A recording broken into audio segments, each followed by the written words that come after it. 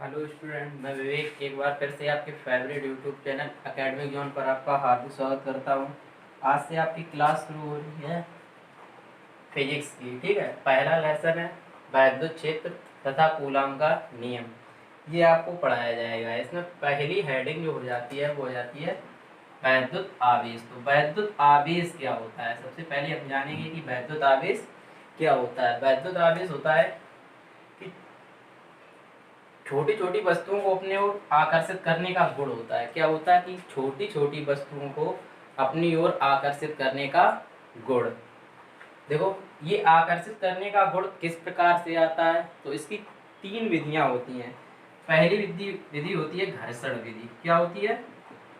घर्षण विधि। ठीक, या घर्षण बोल सकते हैं घर्षण आवेश। घर्षण आवेश क्या होता है? तुमने देखा होगा घर्षण आवेश जो होता है, जैसे कि हमने कोई पेन लिया, जैसे कोई पेन हमने लिया और क्या किया, अपने सिर में थोड़ी देर के लिए रगड़ा। ठीक, उसके बाद जब उसे नीचे छोटे छोटे पार्टिकल या कण में हम लगाएंगे तो ये क्या होती है कि हमारी पेन में कैसे हो जाती है, चिपक जाती है। या फिर हम एक तरीके से आपने देखा होगा कि रेशम और कांच को ले लो, कांच और इसको ले लो, कांच बा रेशम को। जब हम रेशम और कांच को आपस में रगड़ते हैं तो क्या होता है कि कांच का जो इलेक्ट्रॉन, कांच के जो इलेक्ट्रॉन होते हैं वो रेशम पर चले जाते हैं। देखो, कांच के इलेक्ट्रॉन, जिससे इलेक्ट्रॉन निकलते हैं उस पर क्या हो जाता है, पॉजिटिव चार्ज हो जाता है, और जिस पर इलेक्ट्रॉन पहुंच जाते हैं उस पर क्या हो जाता है, नेगेटिव चार्ज हो जाता है। देखो, अगर इससे निकलेंगे इलेक्ट्रॉन तो इसमें क्या होगी, इलेक्ट्रॉन की कमी होगी। कांच से इलेक्ट्रॉन निकले तो इसमें क्या होगी, इलेक्ट्रॉन की कमी होगी। और रेशम में इलेक्ट्रॉन पहुंचे तो इसमें क्या होगी, इलेक्ट्रॉन की अधिकता हो गई। तो ये बात आपको समझ में आ रही है, जिस चीज में इलेक्ट्रॉन की अधिकता होगी उस पर क्या होगा, माइनस चार्ज होगा। और जिस चीज में या फिर जिस कोई वस्तु में इलेक्ट्रॉन की क्या होगी, कमी होगी, वहां पर कौन सा चार्ज होगा, प्लस चार्ज होगा। ये कैसी विधि होती है, वैद्युत आवेश की आकर्षण मतलब घर्षण की विधि होती है। ठीक है, ये एक घर्षण की विधि हो गई। दूसरी होती है दूसरी विधि होती है चालन विधि। चालन विधि, तो चालन विधि या चालन आवेश बोल सकते हैं। क्या बोल सकते हैं इसे, चालन आवेश। देखो, चालन आवेश क्या होता है कि जब हम दो वस्तुओं को स्पर्श कराते हैं, जैसे मान लो यहाँ पर कोई एक आवेश है, ठीक है, जिस पर कोई भी आवेश है, मान लो यहाँ पर प्लस का आवेश है, ठीक है, प्लस के 14 कूलम या कुछ भी मान लो, ठीक, आवेश है। और एक दूसरी वस्तु इसी से हमने स्पर्श करा दी जिस पर क्या है 7, या फिर ऐसे मान लो कि 6 कूलम आवेश है। ठीक है, तो क्या करेंगे, इस जब हम कोई वस्तु स्पर्श करा देते हैं तो इसका आवेश कहाँ चला जाता है, दूसरे आवेश पर चला जाता है। लेकिन चालन विधि में क्या होता है कि जब आवेश दूसरे आवेश पर चला जाता है तो इसमें क्या हो जाता है, दोनों आवेश की मात्राएं कैसी हो जाती हैं, समान आवेश हो जाता है। कैसा आवेश हो जाता है, समान आवेश हो जाता है। ठीक है, एक विधि और होती है प्रेरण विधि। ठीक है, कौन सी विधि होती है, प्रेरण विधि। ये प्रेरण विधि क्या होती है, प्रेरण द्वारा इसमें क्या किया जाता है, प्रेरण द्वारा जो आवेश होता है एक दूसरे पर स्थानांतरित किया जाता है। ठीक है, आवेश एक दूसरे पर स्थानांतरण ही होता है। ठीक है, तो ये आवेश जो प्रेरण द्वारा होता है इसमें भी यही कंडीशन होती है कि दो वस्तुओं को पास पास रख दिया जाता है। लेकिन क्या करते हैं कि ये जो पास पास वस्तुएं रखी हैं इनको क्या कराया जाता है, स्पर्श नहीं कराया जाता है। देखो, पास पास रखा तो जाता है लेकिन स्पर्श नहीं कराया जाता है। कैसी विधि कहलाती है, प्रेरण विधि कहलाती है। और क्या हो जाए कि इसके इलेक्ट्रॉन इस पर पहुंच जाएं। इसमें क्या होता है कि जो इलेक्ट्रॉन पहली वस्तु पर होंगे, जैसे ये कोई वस्तु मान लो ए, ये कौन सी वस्तु मान लो कोई बी, तो जो ए वस्तु पर इलेक्ट्रॉन होगा, ठीक, बी वस्तु पर जाएगा, कुछ हद तक जाएगा। यानी कि इसमें जो आवेश की मात्रा होती है वो कैसी होती है, समान नहीं होती है दोनों में, प्रेरण विधि में। लेकिन चालन विधि में क्या हो जाती है, आवेश की मात्रा समान हो जाती है। ठीक है, तो यहाँ तक आपको समझ में आया होगा आवेश को। तो इसके नोट्स बनाते रहो। अगर वीडियो अच्छी लगती है तो लाइक शेयर कर दो और ज़्यादा से ज़्यादा दोस्तों को जोड़ने की कोशिश किया करो। तो इसलिए जितने भी ज़्यादा हो सके वीडियो को लाइक किया करो। इसके बाद क्या है इसके बाद पढ़ते हैं आवेश के प्रकार। आवेश के प्रकार क्या होता है वो पढ़ते हैं। आवेश के प्रकार, देखो आवेश दो प्रकार का होता है। कैसा होता है? आवेश दो प्रकार का होता है। नंबर एक धन आवेश, ठीक, धन आवेश। नंबर दो ऋण आवेश। ऋण आवेश, मार्कर नहीं चल रहा है, डालने दूसरा मार्कर।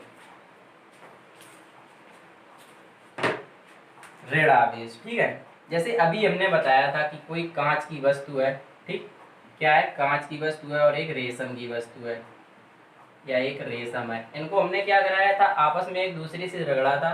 तो इसका जो आवेश था वो किस पर चला गया? इस पर चला गया। जब हमने बताया कि इसका आवेश जाएगा तो ये क्या हो जाएगी? कमी हो जाएगी, और जिस पर कमी होगी उस पर क्या होगा? प्लस चार्ज होगा, और जिस पर क्या होगी? अधिकता होगी जाके, यानी कि इसके पास आवेश चले गए है तो क्या हो जाएगा? इस पर अधिकता हो जाएगी, तो वहां पर क्या हो जाएगा? माइनस चार्ज हो जाएगा। तो ये बात समझ में आई होगी, ऋण आवेश और धन आवेश। इसके बाद हम पढ़ते हैं आवेश संरक्षण का नियम। आवेश संरक्षण का नियम। देखो आवेश संरक्षण का नियम क्या होता है, ठीक है। इसकी इंग्लिश और पढ़ते रहना। यहाँ पर लिख लेना charge conservation law. Charge conservation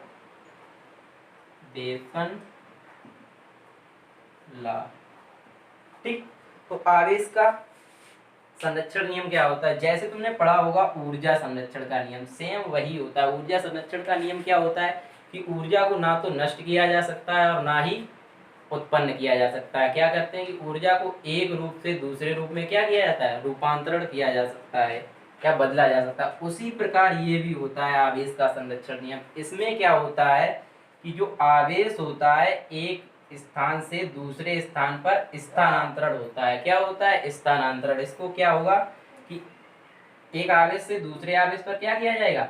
स्थानांतरण किया जा सकता है। ना तो आवेश को उत्पन्न किया जा सकता है और ना ही आवेश को क्या नष्ट किया जा सकता है। जैसे अभी हमने आपको बताया था कि ये कांच है और एक क्या है? रेशम है, ठीक है।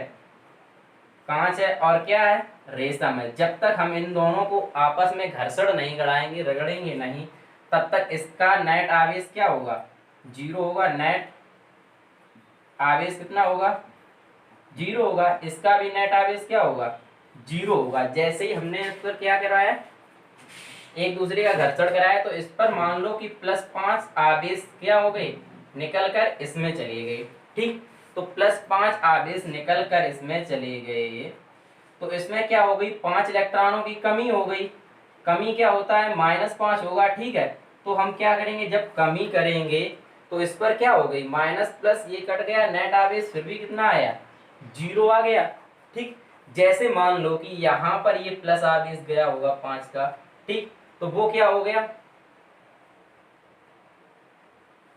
प्लस का 5 आवेश हुआ है, ठीक।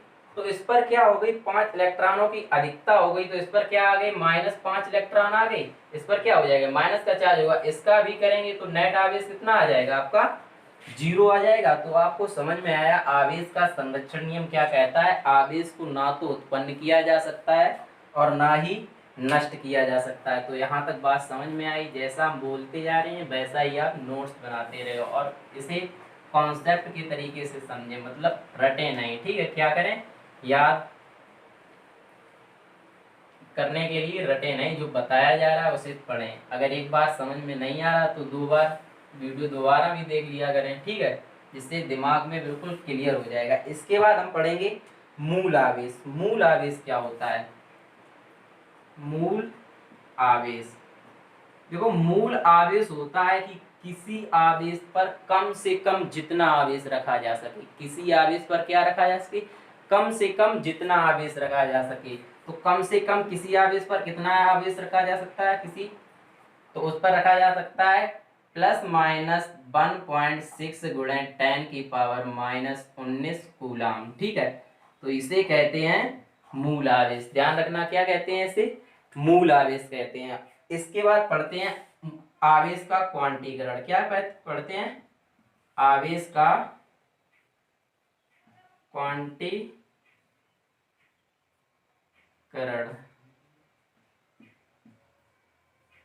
देखो आवेश का क्वांटीकरण क्या होता है कि मूल आवेश, जो मूल आवेश होता है इसी के गुणा में होता है। जैसे ये दिया गया है ई प्लस माइनस ई, ये और plus minus 2e plus minus 3e comma plus minus 4e। देखो यहाँ भी समझ में नहीं आ रहा क्या है। जो मूल आवेश होता है उसका जो गुणा होगा n, कोई संख्या मान लो n बराबर 1 2 3 4 5 डॉट डॉट डॉट जहां तक, ठीक है। मतलब कोई प्राकृतिक संख्या का गुणात्मक होता है।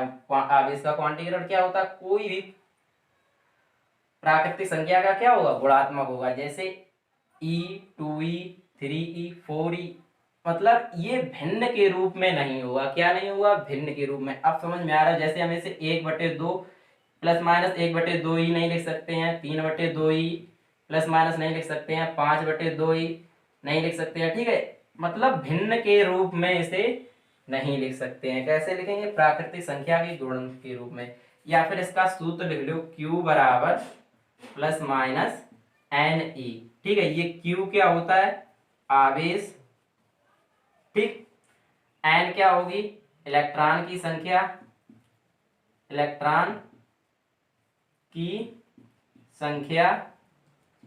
और ये ई क्या होगा, मूल आवेश होगा। क्या होगा, मूल आवेश। यहां तक क्लियर हुआ। स्क्रीनशॉट ले लो इस पे या फिर नोट कर लो, ठीक है। आगे बढ़ते हैं। अभी देखो इलेक्ट्रिक आवेश की बात नहीं की। आवेश की परिभाषा तो आपको समझ में ही आ गई होगी। आवेश की परिभाषा क्या होगी कि छोटे छोटे कणों को अपनी ओर आकर्षित करने का गुण क्या कहलाता है, आवेश कहलाता है। या फिर एक आवेश की और तरीके से पढ़ लेते हैं, आवेश, ठीक। कौन सा, विद्युत आवेश, ठीक है, विद्युत आवेश।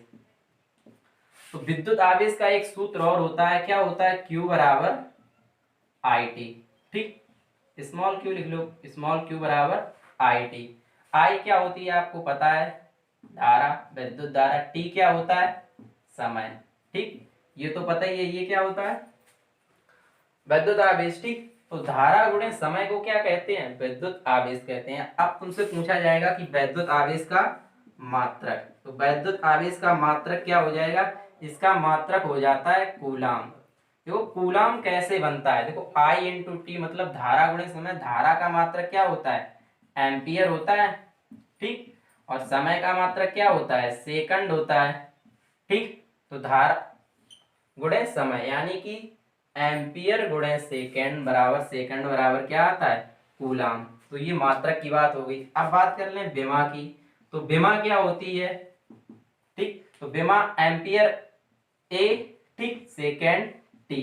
तो ए इंटू टी, ये क्या हो जाएगी, इसकी विमा हो जाएगी। तो आवेश, आपको आशा करता हूँ कि आवेश आपको बिल्कुल अच्छी तरीके से समझ में आया होगा। अगर आपको समझ में आ रहा है तो वीडियो को अपने दोस्तों तक जरूर शेयर करें और ज़्यादा से ज़्यादा दोस्तों को जोड़ें जिससे हमारा सहयोग हो सके, ठीक है। अब आगे पढ़ते हैं कूलाम का नियम। क्या पढ़ते हैं, कूलाम का नियम। तो कूलाम का नियम क्या होता है, इसे देखते हैं। ये दो आवेश मान लिए, ये आवेश है Q1 और Q2 और इनके बीच की दूरी है R।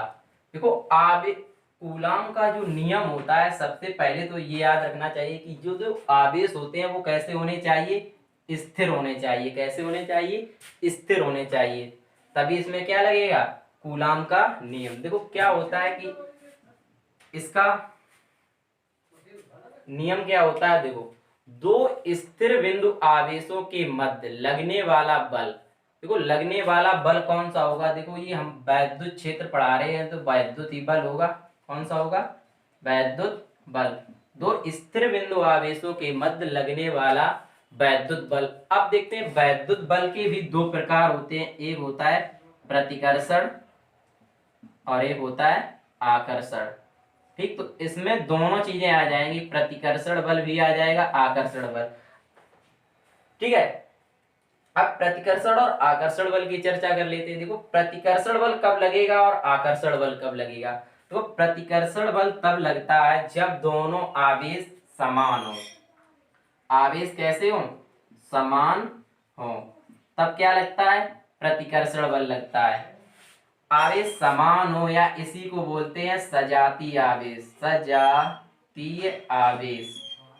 ठीक है, जैसे आवेश के दो प्रकार और होते हैं, कौन से, एक सजातीय आवेश और दूसरा होता है विजातीय आवेश। तो यहाँ पर सजातीय और विजातीय आवेश के बारे में भी पढ़ लेंगे। सजातीय आवेश कैसे होते हैं, जो समान आवेश होते हैं, जैसे कि +5 माइक्रोकूलम और +5 माइक्रोकूलम। ठीक है, दो आवेश हैं, एक +5 माइक्रोकूलम, दूसरा भी है +5 माइक्रोकूलम। तो ये कैसे होंगे, समान और सजातीय आवेश होंगे। अगर -5 कूलम हो तो -5 होना चाहिए, तो भी सजातीय। विजातीय, विजातीय आवेश कोई भी हो, ठीक है, जैसे -5 +5 -2 2।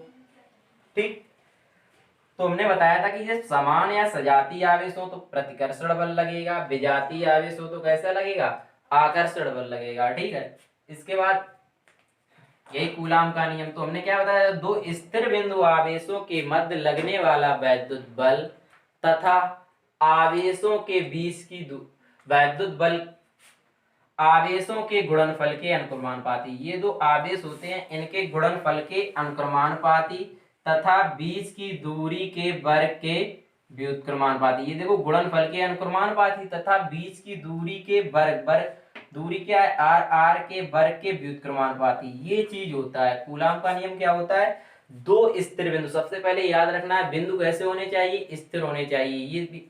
ये बात ध्यान रखनी चाहिए। ये दो कैसे हैं, स्थिर बिंदु हैं।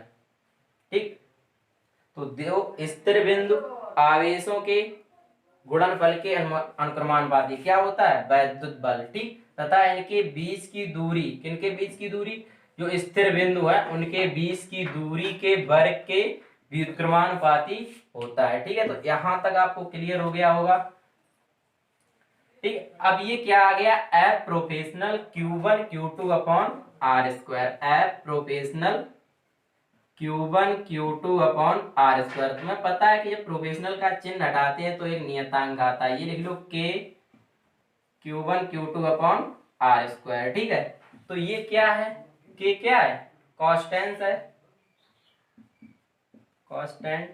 ठीक, इसका मान वायु और निर्वात में, वायु व निर्वात में K का मान क्या हो जाता है, 1/4πε0 हो जाता है। क्या हो जाता है, तो यहाँ पर रख देंगे तो F बराबर सूत्र आ जाएगा 1/4πε0 into Q1 Q2 upon R square. ठीक है, ये आपका फॉर्मूला बन जाता है कूलाम के नियम से। ठीक है, और बल है तो बल का मात्रक तो पता ही होगा, क्या होगा, न्यूटन। ठीक, तो यहाँ तक बात आपको समझ में आई, इसे नोट कर लो। ठीक, आगे देखते हैं।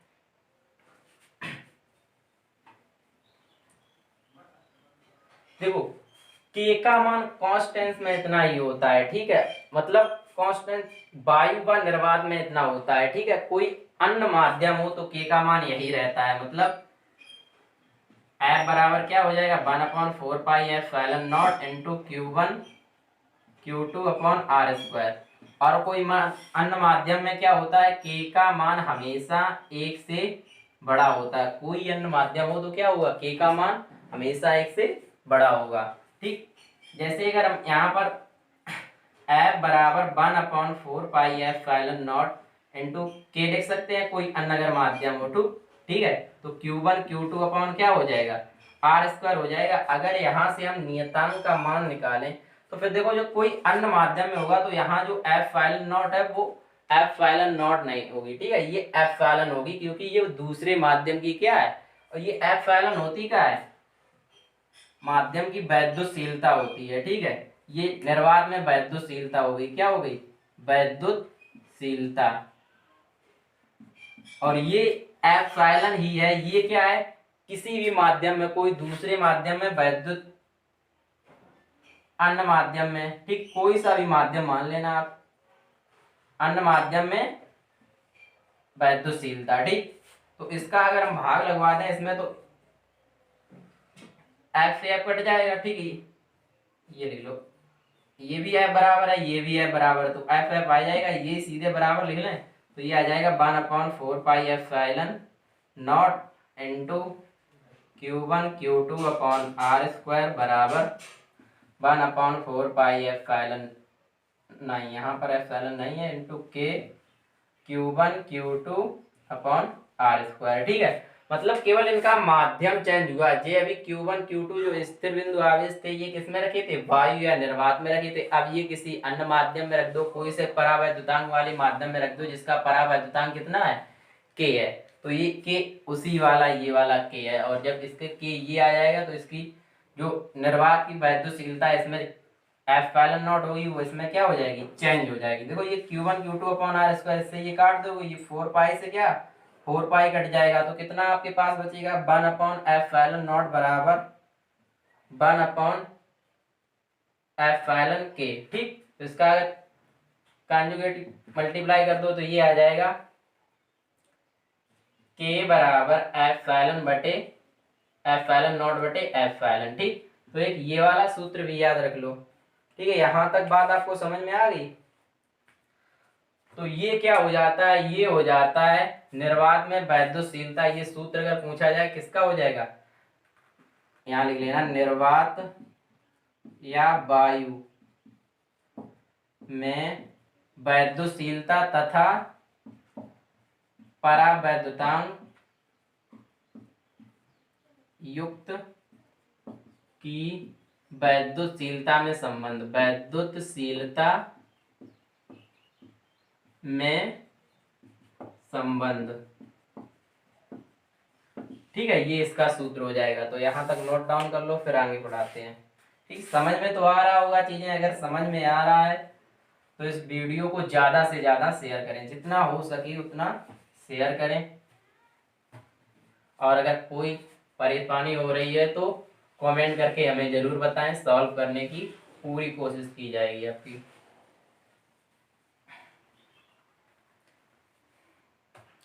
देखो अब एक चीज और पूछ सकता है कि एप्सिलॉन नॉट का मात्रक, तो इसका मात्रक भी पूछ सकता है, एप्सिलॉन नॉट का मात्रक। जैसे अभी सूत्र लिखा था F बराबर 1/4 pi epsilon not Q1 Q2/r², यहाँ से क्या निकाल सकते हैं, एप्सिलॉन का मान, ये एप्सिलॉन, ये यहाँ पर F की जगह आ जाएगी, F यहाँ कर दो, तो यहाँ एप्सिलॉन बराबर आ जाएगा 1/4 पाई F इंटू Q1 Q2/r², इतना आ जाएगा। ये एप्सिलॉन बराबर आ गया, तो इसके अगर मात्रक सबके लिख लो तो ये एप्सिलॉन का मात्रक आ जाएगा, तो एप्सिलॉन का मात्रक 1/f Q1 Q2, तो Q1 क्या होता है, एक आवेश ही तो होता है, Q1 क्या होता है, एक आवेश होता है, तो क्या हो जाएगा, आवेश का मात्रक कूलाम, फिर आवेश इंटू में तो क्या हो जाएगा कूलाम इंटू कूलाम बटे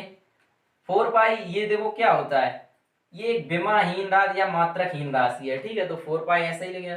इसके बाद क्या बचा, एफ, एफ बल, बल का मात्रक क्या होता है न्यूटन, इंटू आर, r², दो आवेशों के बीच की दूरी थी, बीच की दूरी का मात्रक क्या होता है मीटर, तो ये क्या हो जाएगा न्यूटन इंटू मीटर स्क्वायर, ठीक। तो ये आवेश का एक एप्सिलॉन नॉट का क्या निकला है मात्रक, यानी इसे लिख सकते हैं कूलाम स्क्वायर बटे, यानी कूलाम को लिख दो सी और न्यूटन को एन और इंटू मीटर एम स्क्वायर, ठीक। तो कूलाम स्क्वायर बटे न्यूटन इंटू मीटर, ये हो जाएगा। आप उनसे पूछ सकता है इसकी विमा, क्या पूछ सकता है विमा, तो विमा क्या हो जाएगी कूलाम, कूलाम की विमा अभी हमने बताई थी क्या होती है ए इंटू टी, ठीक। न्यूटन, न्यूटन बल का मात्रक होता है, बल की विमा होती है एम एल टी की पावर -2, मीटर, मीटर स्क्वायर यानी कि एल, ठीक, तो एल स्क्वायर हो जाएगी। इसका इसको सबको ऊपर ले जाएंगे, या फिर इसे लिख सकते हैं 80 बटे, इसका इसमें गुणा हो जाएगा तो ये आ जाएगा एम एल क्यूब टी की पावर -2। अब इन सबको ऊपर ले जाओ तो ये आ जाएगा एम इनवर्स, ठीक, एल की पावर कितनी हो जाएगी -3, टी ए तो है ही, टी की पावर कितनी हो जाएगी -3 नहीं +3 हो जाएगी, क्योंकि ये माइनस है ऊपर जाएगा प्लस का, और ये तो गुणा ए बातें कैसी जुड़ती है, इसकी 1 और इसकी 2, तो कितनी हो जाएगी ठीक, तो ये हो जाएगी बेमा m इनवर्स l की पावर -3 a t की पावर 3। ठीक, तो यहाँ पर आपको समझ में आ गया होगा। तो कूलाम का नियम तो आपको समझ में आ गया। कूलाम के नियम में ये भी पूछ सकता है कि इसमें बल की दिशा क्या होती है, तो बल की दिशा भी देख लो। जैसे ये दो आवेश थे, ठीक, ये Q1 आवेश था और ये क्या था, Q2 आवेश था, इनके बीच की दूरी r थी। ठीक, जैसे मान लो कि ये Q1 आवेश प्लस का है और ये Q2 आवेश कैसा है, माइनस का है, तो ये देखो विजातीय आवेश होगी, मतलब ये प्लस का है ये माइनस का है, तो इसमें कैसा लगेगा, आकर्षण बल लगेगा। जब आकर्षण बल लगेगा तो ये इस रेखा के इस तरफ और ये इधर से, ठीक, तो ऐसा आवेश लगेगा। तो यहां से बात समझ में आ रही होगी कि ये जो रेखा, इसको सीधी रेखा जो जोड़ती है उसी पर आवेश लगेगा और कैसा लगेगा, ठीक, एक दूसरे की ओर। जब कैसा होगा, प्लस माइनस, यानी कि विजातीय आवेश होगा। जैसे ये प्लस प्लस के हो गए और समान आवेश थे, समान आवेश का मतलब यहां भी क्या हो गया, Q1 आवेश हो गया, तो ये एक दूसरे के विपरीत बल लगेगा, लगेगा उसी रेखा पर। ठीक है, मतलब ये मान लो यहाँ पर बिंदु A है, यहाँ पर बिंदु B है, तो पहले अब ये भी Q1 है, ये भी Q1 है, तो AB रेखा पर कैसा बल लगेगा, एक दूसरे की विपरीत दिशा में लगेगा। कैसा लगेगा, एक दूसरे की विपरीत दिशा में। और अब अभी हमने ये माइनस कर लिया, ठीक, तो अब ये कैसा हो गया, विजातीय आवेश हो गया। अब ये क्या होगा, ए बी दिशा के अनुदिश ही लगेगा। कैसा, एक दूसरे के अनुदिश। ठीक, तो यहां तक आपको कंप्लीट हो गया होगा। ठीक दोस्तों, तो वीडियो कैसी लगी जरूर बताएं और अपने ज्यादा से ज्यादा दोस्तों को जोड़ने की कोशिश करें, जिससे हमारा मोटिवेशनल बढ़े और हम अच्छी से अच्छी आपकी तैयारी करवा सकें। ये ऑफलाइन क्लास है, इसमें आपको ऑनलाइन क्लास मतलब अभी वीडियो डाली जा रही है, ऑनलाइन क्लास देखो थोड़े दिन में ही हो सकता है शुरू करवाई जाए। तो दोस्तों वीडियो को ज़्यादा से ज़्यादा जितना हो सके उतना शेयर करें।